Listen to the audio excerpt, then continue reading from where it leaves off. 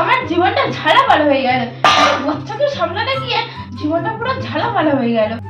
খা চর মারবে। ওকে ওকে ওকে ওকে, এ কি বলবা? হ্যাঁ, একটা বাচ্চাকে মানুষ করতে পারো না, আমরা তখন 3 দিন একটা বাচ্চাকে মানুষ করতে তুমি তো মারছো না, কি হয়েছে নাকি?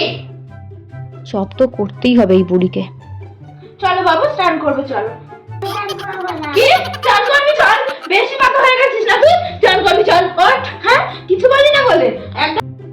বাবা, স্নান করাতে গিয়ে কাল ঘাম পড়ে যাচ্ছে।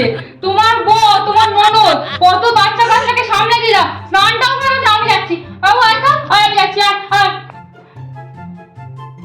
কেন কেন কেন পড়বি না? কেন পড়বি না? আমি এই জামাটা পরবো। এই জামাটাই পরতে হবে, অত তেল মারতে পারছি না। এই জামাটা পর পর, না হলে আমার কিন্তু ভালো লাগে।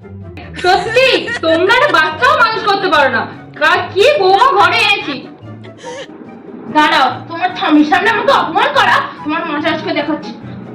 তোর মা বেশি ভালোবাসে না ঠাম্মা? ঠাম্মা, হা হা হা। এই বুড়িটা একেবারে আমাকে জ্বালিয়ে দিল।